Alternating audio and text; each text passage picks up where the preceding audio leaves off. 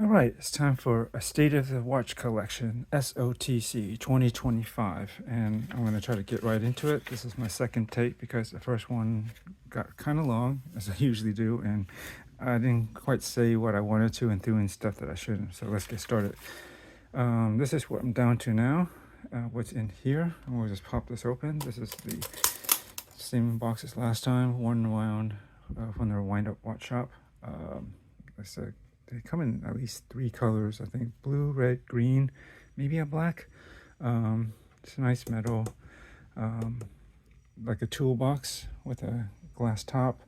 And I made some modifications to this, as I showed in the other video, because there's some definitely need for improvement. But otherwise, I really like the look of this and pretty happy with where it's at right now. And this is what I got. But before we get there, I just wanted to show what was different between this and the last time, and things that are in between, actually. And I have quite the list here. So we'll get into it real quickly. I'll just list off what I had before. Seiko 5 by Brown Blazers Limited Editions Collab Watch, SRPJ 63. The Nevada Grenchen F77 Blue Dial. Zodiac Super Seawolf compression. It's like the Z09304. It's basically silver dial with the Gulf colors, like the bright blue and bright orange. A Tudor Black Bay 58 in bronze. Serica 5303-1. That's the classic, just all black dial, black bezel version. I got it in the first one of the first batches that came out back in 2021. That was probably the longest running watch in my collection up until more recently, or so, until I sold it. But Vertex M100A, cool Dirty Dozen style field watch, excellent watch. When am I getting that back? But think about it. Seiko Prospex SBEC 0, I believe it's 005. It's the speed timer. It's really cool limited edition watch. I believe it's maybe 50th or 55th anniversary. Forget. But it's cool. There's a lot of the modern Seiko speed timers. They don't really do the original ones exactly, but definitely this has a lot of elements. I don't have the old vintage model reference, but if you look at that and what they were referencing and all the little details, it's definitely all there. It's just kind of remix, and they did a good job on that one. Really like that one actually quite a bit. I also had a Seiko Prospex Green Willet, the SBDC 111. It's in U50 SBS. It's a limited edition, fully tegimented with a bracelet, all blacked out, with a nice blue gradient dial. Excellent watch too. I also had a Zen 103 Classic 12, 60th anniversary, I think, limited edition. Very nice reverse panda style dial. Chronograph. A Tag Heuer Aqua Racer Solargraph Titanium, which in fact I still do, but it's not the exact same one I had. I had actually sold it, and that was the rebuy. So technically it's the same watch, but then a continuation. I consider that basically it's continuation. It's not really any different than the one I had, but I just felt really compelled to get this one back. But we'll talk about that later, hopefully real quickly. What else is there? And lastly, the Grand Seiko SBGX 115, really cool 43 millimeter or so 9F quartz Grand Seiko diver. It's pretty much the only one with no date, or very few, because almost all the Grand Seiko divers have a date. Very few that don't have a date, and in general Seiko, they always put a date, right? And also probably the only one that's, at least in Grand Seiko, that has a white dial, or basically an opaline, but for all intents and purposes it's basically a white dial. And these were all the ones that I did have, and they have all been sold since then at some point along this journey between then, which was, I believe I made that late, or August or September of last year, 2023. I forget exactly, but somewhere around there, a couple months before the end of the year. And I had made some changes between then and there. And to signal that, these are some of the ones that came in and out of the collection too. I had a Glycine Airman Chief. It's a white dial. I actually bought that twice. Once I wasn't feeling it. It's a GL0475, by the way. Nice. I had several Chiefs, as you might know. Cool vintage style.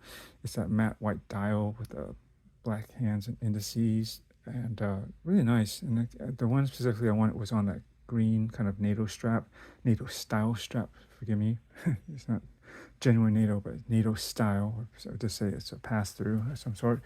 With the like a sort of a off, like a creamy kind of, not really yellow, but a creamy like center line that sort of matched the creamy lume on the white dial. Didn't feel it immediately. I returned it almost immediately, and then still stuck in my head, and I ended up buying it again, and I kept it longer, but eventually I did sell it because I still feel that size at 40 millimeters and the 22 millimeter lug width was just a bit too wide. So yeah, um, my ideal glycine airman is Airman 18s, 39 millimeters of sapphire front and back. Great bezel action. It actually clicks into place, even though it's also bi-directional and can lock. 200 meters of water resistance. It's just kind of compact yet kind of chunky. If you look at the crowns and everything, the way they did it, if they need to bring that one back. But anyways, but I do enjoy my Airmans. That's probably number one out of the glycine lineup. Next would be the Combat Subs, and this is also a rebuy of the Sub 39 with the blue dial and bezel. Very Tudor, Blackberry-ish, 58 looking-ish, but they definitely have their own elements to it. Add an actual 24-hour dial. It's the GL0400. Yeah, that one fit great and looks great and worked great. But eventually, I did end up selling it for one reason or another. I'm not going to get into all the details. I had a Tag Heuer 160-year anniversary Carrera Montreal limited edition. Love that watch, actually. White dial. It's a reverse panel, but it's blue, so it's got blue subdials. And it has some blue, red, and yellow accents. I love the primary colors.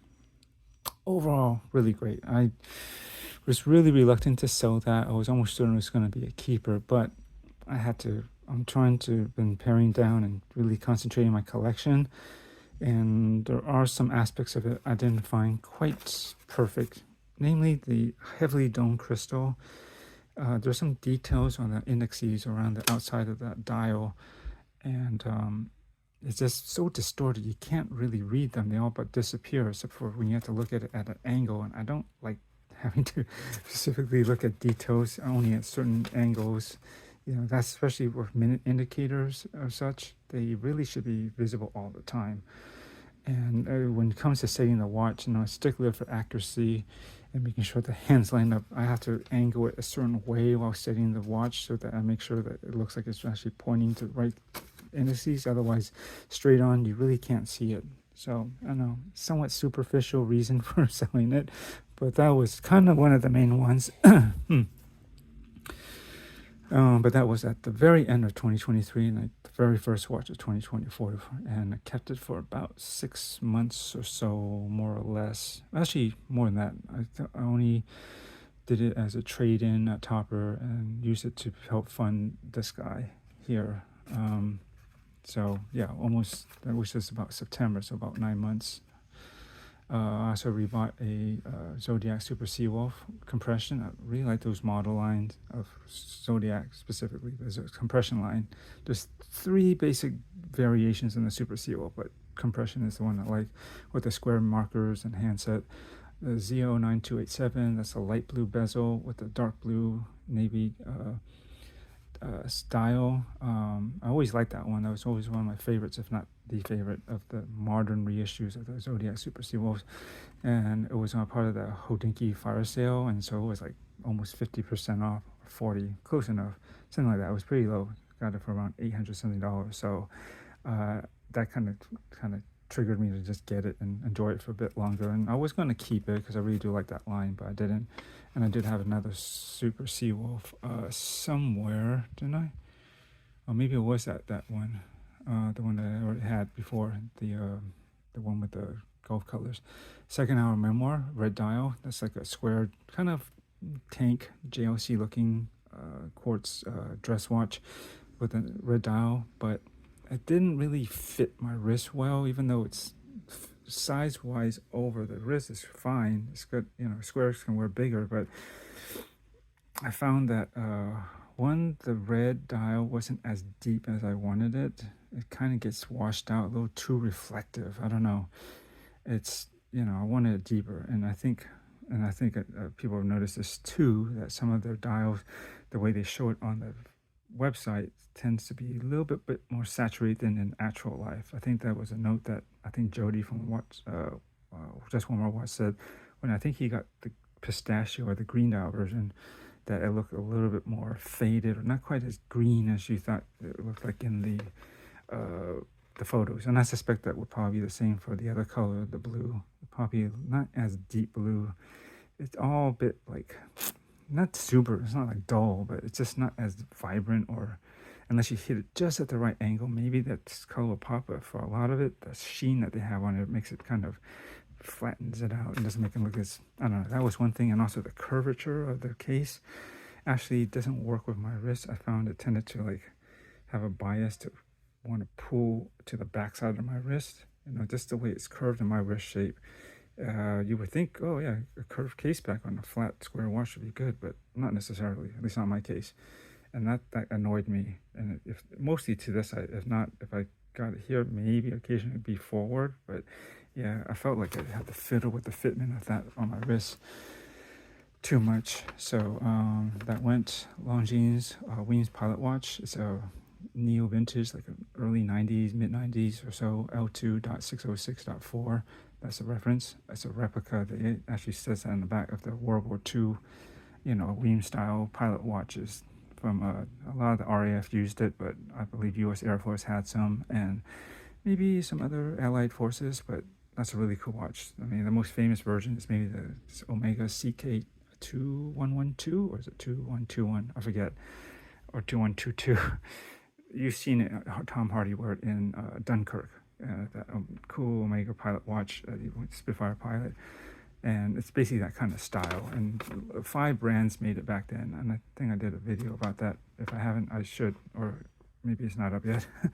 But JLC, Movado, Omega, Longines, and did I say JLC? Zenith. I think maybe those 5 are the ones that actually made their style watch back then. And I that was something that I said, yeah, Longines does great vintage reissues, and that would have been one that I wanted. And then somehow through a search, and someone actually cued me in on another version of that watch, which is a little bit larger, it's better size, because I was 33. There's another version that they came out around the same time, it's 36. But I didn't like the hands and the way the dial was done. They had loom, but they also had an odd date wheel, which these watches didn't have. And it threw out the symmetry. And I like the original version, was just black printed numbers, and like the blue leaf hand would look really nice on that one. And I do regret selling, because that's damn hard to find. I think there's only 1,000 made. It was a Japan exclusive, but I had my time with it. I just, the way my lifestyle was, I wasn't being able to wear it quite as often as I would, because I'd worry about maybe the water resistance, because it doesn't really state. It just says water resistant, so it's kind of up in the air. And I don't know. So I would limit my use on that. So, like many watches, at least, even if I'm reluctant to sell it, at least I can say I had my time with it as a custodian of the watch, and I passed it on to someone else who could enjoy it, continue the enjoyment of that watch. I had a Longines Legend Diver in blue. I don't have the reference, but it's the one that's the newer ones that are in 39 millimeters. Great size. I love that beads of rice bracelet that's more fitted to the watch case, and I was really enamored by a preview at Topper, like an event, Longines event, back in October, I think, roughly. And it was supposed to come out the next month, and it basically did, but then I wasn't ready for it, and then I wasn't buy it until the beginning of 2024. And I had it for a while, but it looked too nice and fancy. It felt like what they call a dress diver. It looked better as a formal occasion. Just something about the way it's polished and finished lends itself to that more. And I don't know, I thought I could do double duty with that, have a tool and a dress watch, because I don't really do dress watches. But yeah, I just felt like it looks better on on straps that aren't really washable, like leathers, maybe even fabric. And if I can't wear it as often as I want, then I shouldn't keep it. So did unfortunately end up selling. And also I found out that I don't really like compression, the super compressor style with the, I like to look at the double crowns, and it's kind of cool to have that inner rotating bezel, but I found that it just didn't, it's not practical. Like, you don't want to unwind it while it's on the wrist, because it's too, to unlock it, to use the bezel, because it's really close to the wrist, and I feel like you're adding some weird, you know, lateral or adjacent or whatever you want to call it, like some weird off pressure on the crown while you do that. You should really take it off to do it, set it, and then lock it back down and put it back on the wrist. And that sounds very cumbersome, right? I don't think it's really, action ready. So I was like, oh,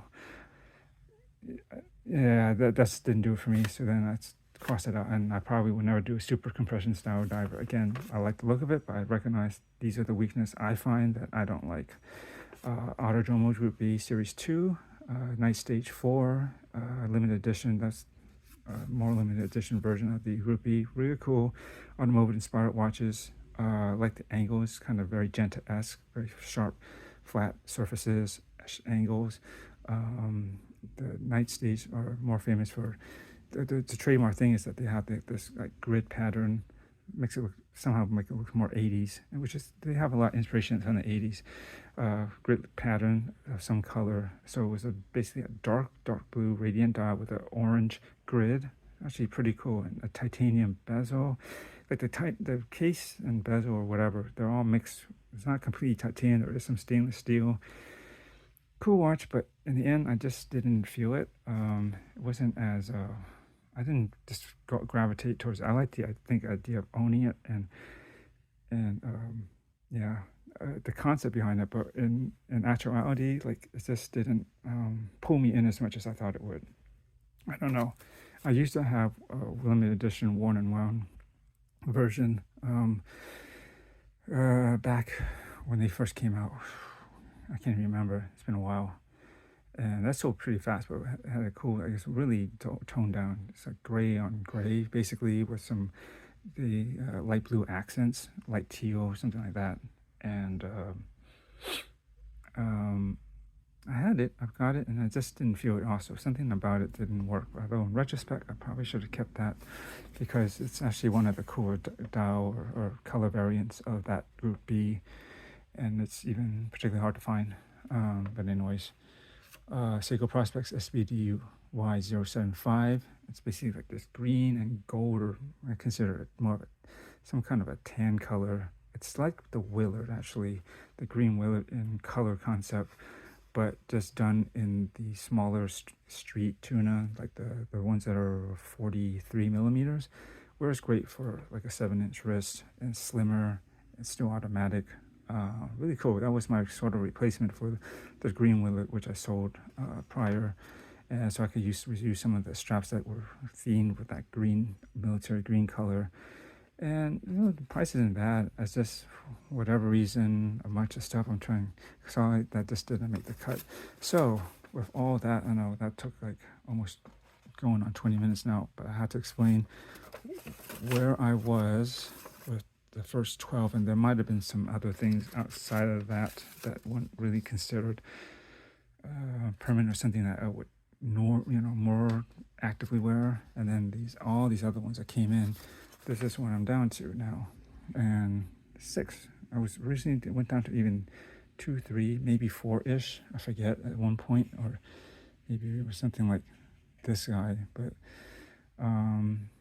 this is where I'm at. I'm trying to focus in on things, trying to do one brand for, one watch per brand, and just hone in on what I feel I really like style-wise. It feels like me. And we'll start with the Zen 103. Oh, no, sorry, 155S Bright Star. This is a limited edition with Revolution watches. Revolution by Rake, Revolution Watch Shop, Revolution at Waco. I believe Singapore-based brands, kind of like the Asian Hodinkee, I guess is the best way you can describe them. And yeah, this is a style of watch that I always liked since I saw it, like the vintage Hoyer models. I wish I could pull this book out here. Hang on a second. Okay, this book, pretty cool book. I think I got Amazon. It's not that expensive, and it's primarily actually full of vintage chronographs. Got the cool Porsche design, right? At least it's kind of like the Top Gun, not the Top Gun watch. And here, there we go. This is when I saw this, the Hoyer Bundeswehr, that inspired me to get something like that a while back. And I tried some homages, some stuff that are based off of the Seagull ST 1901 or 1900, whatever. And I had a really cool one from HK Ed, which he had a couple of variants, but I made one more or less like this. And it was greatly priced. It was like $500-600 or something like that. No, and it looked very close to this minus the branding. It's a sterile dial, but they still have this 3, I think it's 3H. I think that's what it says down there. And see, this, I don't know if I've ever shown this book, but these are all the stuff in here. Hoyer, Rolex, Omega. Oddly enough, oh no. They actually do have Nevada Grinchen, but it's just called Nevada. I just realized that. Let's go Longines. Let me just find a Hoyer.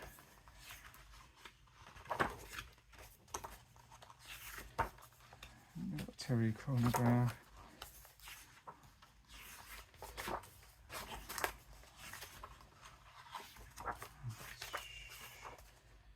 Where did it go?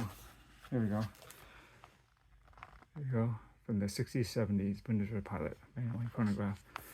And this is basically, I think, this collector's kind of journey and his watches that he owns.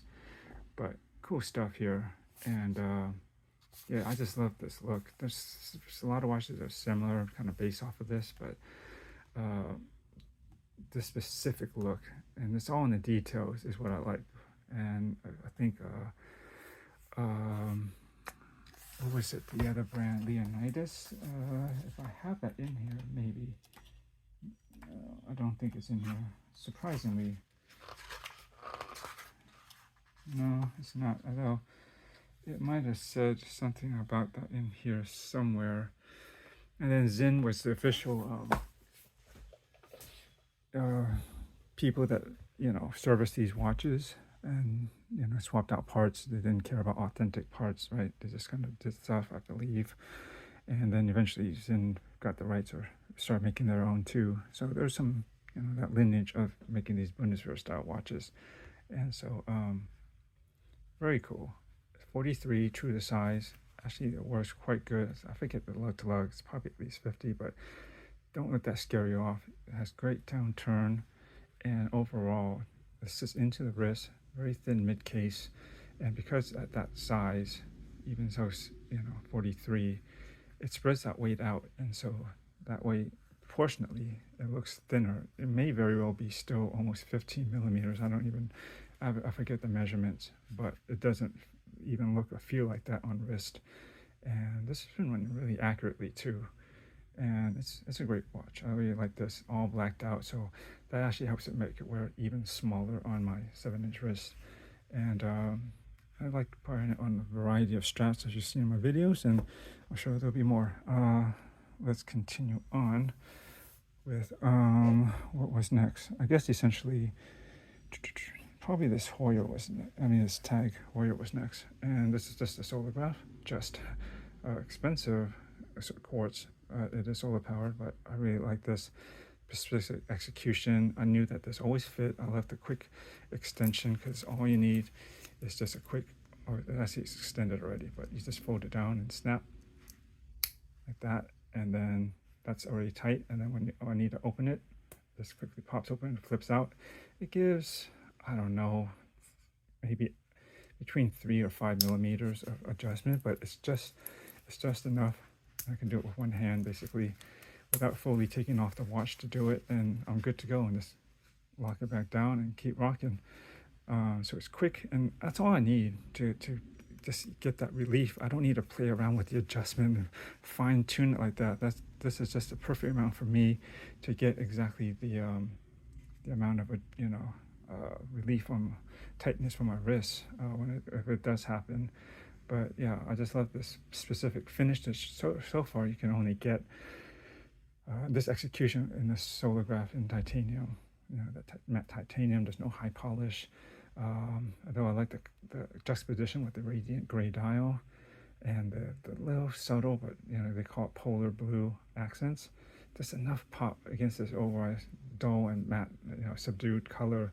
It's a nice opposition and contrast and pairing, and it's accurate, low maintenance. Just give it some love with just wearing it out in the sun.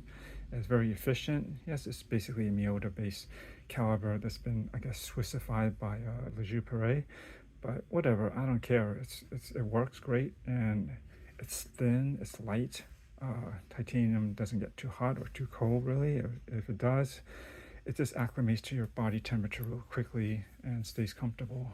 Yeah, and this can be kind of a strap monster, but I do like it on this bracelet. But I do have some other options, including a nice custom-made strap that I had. Just watched a couple of videos back, several videos back, and you'll see what I'm talking about. But this is a great watch, and I was really happy. And for a titanium, all-titanium watch, the bezel action is quite good. It's light, but it's crisp, and it's just 60 click, which is all I need. And it doesn't feel like really harsh or unrefined, like at least in the past, like a lot of full titanium watches can feel like. They just somehow feel gritty or something. And so there's that. Then next came basically this guy. I've been wanting a white dial black bezel diver.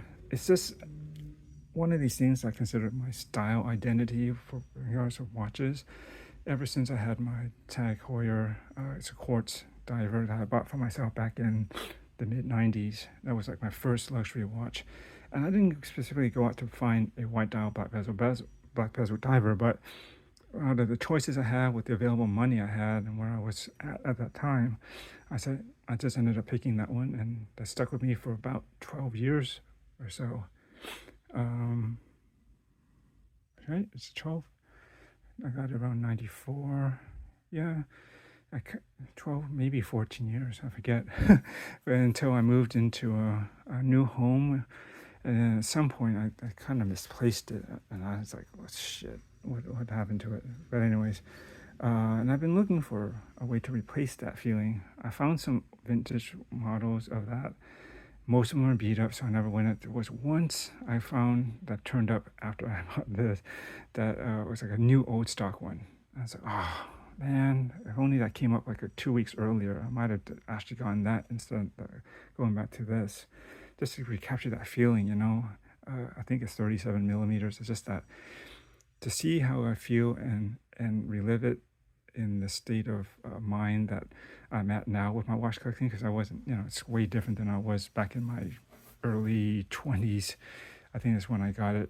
If not, yeah, I was basically around 20, around that age, when I got that. And to see it now, almost 30 years, around 30 years later, almost, I don't know. It would have been very interesting to see how I approach it and how I pair it and how I enjoy it.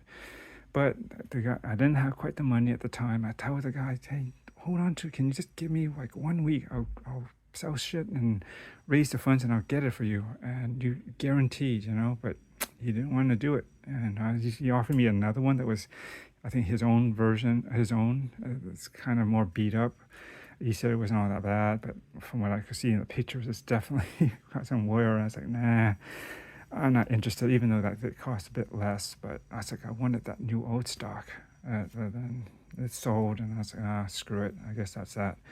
But yeah, I was almost going to go back with a white dial black bezel Zin 103. 104. I've had 3 of those in the past. Really like that watch. That's the closest thing I've had to filling in that spot for me. It's not a diver, but 200 meters. What is this? Solid German building, accurate. everything about it really nice, very monochromatic. I didn't need the extra pop of color. This is why I kind of like this. It doesn't have any. I just like the straight black and white. And this is on Erica's original strap that I had made. You can get these. That's what I like about them. You can totally customize a strap build for the most part. Anyways, I was going to actually on the verge of getting a 104 one more time, the fourth time, and I didn't. I was holding off, and then this paying up around that. When did it pop up? 20 August or so, maybe a month before, somewhere around there. And then I knew that's coming out. And I was like, yeah, I think this is perfect. Smaller, classic Seiko styling, a true jive watch, and a white, basically a white dial version. Though it's not truly white, I still consider it a bit of an opaline, but for all intents and purposes, it looks white compared to everything else out there. And yeah, no regrets. I mean, I had to trade in my Tag Heuer to help fund it, and I got some money back additionally. But yeah, I just figure this was definitely something I really wanted to have in my collection, and no regrets. I don't mind the date placement. It's very, for me overall, it looks so good, and this is just kind of out there, out of the way. It doesn't really, it's not an eyesore for me, and it doesn't really deter from it. And then if I need to see the date, I can see it, and it's kind of color matched because it's kind of silvery, you might see. And I like that, the fact that the dial has a bit of a matte, or that stippling or that grainy texture, very fine, to help matte it out and actually make it look a little more even. If it was just a straight smooth, it would look a bit too silvery, I think. Such as the new SSK, I don't know, the GMT with the blue, black, the blue GMT hand. It's relatively new. It came out around the same time as this, I think maybe slightly before, or was it after? Anyways, I was thinking about that. It's kind of, the SKX style, but I got bored of the SKX style. Sorry for those SKX fans out there, but I just did. It fits fine, but I did so many mods in the past that I'm kind of tired of it, and I don't need it back. I always like the hard, more bold design of the Marine Master style, or basically all of them are inspired from the 6159-7000 vintage model, that general design. It's because there's a lot of people can consider a Marine Master 300 a number of things. I mean, a Tuna is a Marine Master 300 essentially too, or at least when they still had Marine Master on the dial. But yeah, I think at 42-ish, right? 42.5. It's not quite 43. It's very close to SKX, right? That's about 42.5. And but the electrolyte is a little bit longer, but still very manageable. Seiko does a great job of controlling the size of the watches. And this 8L35 movement has been great. It's been running basically around +1 seconds a day, pretty solidly, and I love that. I had to skip the bullshit and these 6R base movement. Had too many bad negative experiences. I'd rather stick with the older, more very tried and true 4R base movements, and then skip 6R and then jump straight to an 8L or even a 6L. 6L is essentially an 8L, but just thinner. If you look at the Seiko service manual chart, it's considered an 8L under the 8L service. So just for those who think it's some kind of a bastard of a 6L, it's not. What else? Then next, I wanted to get a motorsports style chronograph back in, and this one was one that kind of popped up recently, and I think I've seen it before, but I didn't pay too much attention because the computer renderings on the website are horrible. They don't really show off the watch really nicely. I was inspired by Clicky Bezel, his YouTube channel. He went to Japan. He basically bought a number of watches, but he found a nice vintage version of this watch, nearly identical, but there are some differences. I'm not going to get into it. And I said, yeah, that's pretty nice. And then I realized, I looked around, I was like, again, at the Citizen website for some reason, because my friend had actually bought a more rounded version with like a blue and red accent. I forget the model, but he really enjoys that. It's a great price for under, pretty sure it's around 300, maybe less, depending if you get it on sale and where you buy it from. And I like this Panda dial. It's very clean. not eco drive, it's still quartz, but I don't care. I have a nice mechanical chronograph already, and this keeps it slim. I love the octagonal shape. It's different, and plus it's bullhead style. And again, the state doesn't bother me. It's just kind of out of the way. It doesn't really stick out to me. Hey, look at me. It's just when you need to see it, you see it. And it's a great size on wrist. And there's surprisingly, even though it's a hooded lug, there's surprisingly a lot of space in there. I can get a reasonably thick strap through there, which is great because I may not be able to see the same with this. I'll have to check it out. But I might be limited anyway because the watch is so thin. You don't want to add real thick straps to it because it'll make it look like big, like arms or shoulders, like a gorilla on a skinny monkey. It's kind of brutal to say comparison, but that's trying to get the point across real quickly. But yeah, this is really cool. It just works, and I don't mind having an inexpensive but really nice quartz chronograph. I can't stand mecha quartz, not specifically any quartz chronograph that has that useless 24 subdial. I got rid of that. I X that's been blacklisted from any consideration because I just say it's just a filler complication. It does nothing for the watch, especially nothing for the chronograph feature, which it should be doing in that subdial. And so, yeah, I won't mess with those at all. I don't care how good the rest of the watch looks. That will always bug me. I don't care about ticking, seconds, nothing wrong with that. And everything ticks precisely and is lined up perfectly on this too.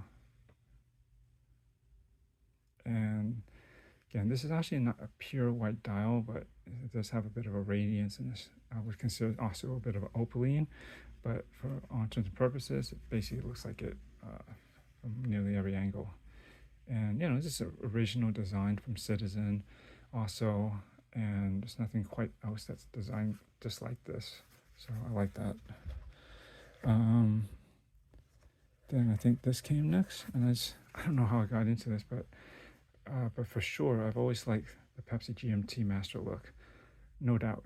You look at my past videos, I've tried a number of ones that kind of touch on that, if not straight up look like one, and I never stuck with it. But for some reason, this did, and this is the Timex Q.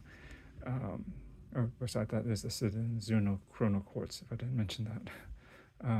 This is Timex Q Quartz, GMT Quartz. Based off obviously the Timex Q, but they made a GMT version of it, which I think is much better. I hear the movement is better because it's actually a Swiss movement. It's not the older ones have a loud ticking Seiko-based movement, if I'm not mistaken. And then I like that this ticks on the marks perfectly too. I got a good example, and yeah, it's bi-directional but smooth. And I just like this look. I have no use for a GMT. I don't travel anywhere near as much as I used to when I was able to go abroad more. But I still always like this look. And I prefer an aluminum bezel. I do like the older style of numbers versus like the really bold and big numbers that you see like on the modern Rolex GMT Master 2s. I think that's too big for my taste. Maybe some people like that. They think it's more sporty, but I like this more subdued look. Just thin. Again, the sheen of the blue and red on the aluminum bezel. It's just a smaller thing. And then they do some things that are different, like this has a point to these indexes. The triangle is more of a even triangle versus elongated one that the Rolex has. Obviously, there's no Mercedes logo in there. And the hands are painted differently. I think they might even have a lume plop on this, but this doesn't. But yeah, I think I love the case design, and the bracelet looks pretty cool in its stock bracelet. And this is a aftermarket, it's a replacement strap for a Casio F91W, but it happens to work fine because it's 18 and it broadens out to about 21, although to fully get to the width it should be 22, but I think it continues to line close enough and it looks good. And I like these little details here that kind of reminds me of the bracelet or a bracelet, and just kind of these lines as that works with, because there are straight lines on this thing, and it's great size. I mean, basically this is an integrated bracelet watch, not truly but sort of, but and when they do that, they widen these out to kind of make it flow right. And I find, at least for my 7-inch wrist, anything, even what you would normally consider good size, like at 40 millimeters, it's going to wear about 1 to 2 millimeters larger at least. And I find that too big. And so this being, I believe, 38 is perfect. I wouldn't go above 38. 36 might be a bit too dainty, possibly, but I don't know. I might try it, but I don't really need another one. And this does it perfectly well at 38 millimeters on my 7-inch wrist. And yeah, it's good. It's got a signed crown too. Although they have a weird battery hatch now because of forget what that law is, because some kid probably was easily able to use a coin to open the battery hatch and eat the battery. So they're trying to, any easy access is on these kind of button batteries is they changed it basically so that you should be only able to take it to a watchmaker to do the battery change. But pretty sure I can forge a tool that will work to get that open, because I don't need a battery changer outside. I can do it myself. Anyways, really cool watch. Pretty happy with it. And again, under $200. I think they have sales all the time, and I got this at least 15% off, maybe more. I forget, but pretty happy with that. Nice, comfortable. 50 meters is plenty of water resistance. Lastly, Echo Nutra Riva Nera, and I really was captured by this. I'm not going to talk too much more because I just did an unboxing video, and yeah, this is a cool watch. Love the the size is good, and I like the fact that it's just the way they did a dress watch is different with this grade 5 titanium. It's mostly matte, but it's got these cool high polish edges, and I like the angular nature of it. Anyways, got a little bit disturbed, so let me just try to wrap this up. Yeah, this is a cool watch. I don't do dress watches, but I figure this could bridge that gap. I know it is, but then it kind of doesn't really look like one. So this might be able to stay in my collection longer, being that it isn't like a more traditional dress watch. I could probably dress this down, and by nature itself, it looks kind of dressed down too. I think with such a flat finish and the angles, and it's really thin. It's got a manual caliber, 7,000 Swiss 7001, and yeah. And I was thinking about it. I was thinking of almost getting another Zodiac Super Seawolf, but I have this. I don't see, for my collection, I don't want to have too much overlap and take wrist time away. That's what I'm finding, like at these videos that talk about, oh, what was your most worn watch of 2024, and stories about tying memories to watches. And I've switched over so many watches that I don't really I think about that, and I can't think of anything that I've really worn the most. They all pretty even, or simply not enough time to make me think which one is, or I just can't think of which one's worn the most. And I just buy watches because I like them. I don't have them associated with a special occasion. So I'm trying to make it more special by limiting what I get, and more carefully consider if I will actually wear it, and how often can I, and how does it fit with the overall collection. I think this is pretty cool. You got a military vintage pilot chronograph, mechanical, in a modern reissue. This is technically a modern reissue too, really. Modern reissue of a vintage dive watch. Right over here, the Japanese Seiko. You got an American GMT quartz, but it's also a modern reissue. Another modern reissue of a Citizen chronograph quartz, but it's cool. It's Panda. It's not exactly the same. It's nice and compact. You got a titanium. They consider this a field watch, but I guess so. Whatever it is, it's not really a diver. It doesn't have a loom pip. Although this is based off of their diver line, the Aqua Racer, right? But I consider it more of for me, a kind of non-chronograph motorsports racing style watch, especially if you see it and you pair it with the custom strap that I had made with it for it. And there's a dress watch here, which can also not be, and I think it makes it unusual for its shape, as well as particularly the grade 5 titanium and that matte finish. And I think there's a theme here that overall is pretty cohesive. We got Thule titanium, generally very Thule sports watches, and we got a lot of angles, right? This has angles, this has angles. This is sort of cut at some bit of angle, definitely angles on these guys too. And yeah, and this is a splash of color here, and I think most of a little bit there, but overall fairly conservative, not like what I had from before. So I think overall this is a pretty good space to be. I'm sure there might be other things. There's always something tempting, but we'll see where it goes. If this stays or changes between now and the end of 2025, right? Did I say this stated watch collection 2025 at the beginning or 2024? Or this is at the end of 2024, just in case I goofed up at the beginning. And that's it. So I hope this has been helpful and you enjoyed this, and maybe it gives you some ideas and inspiration and maybe direction in which way you might want to take your own collection. But these are the ones that I feel really resonate for me in the concise collection. There's always stuff that I like outside of this, and I would desire, but I have to think hard and think, what will work, and I can give it the most wrist time and really build those memories and stories and whatnot, and make it really my watch instead of something that just came in and went out, which for the most part has been like that for several years. So we'll see. Thanks for watching and enjoy your watches. I know I'm going to try to do that with your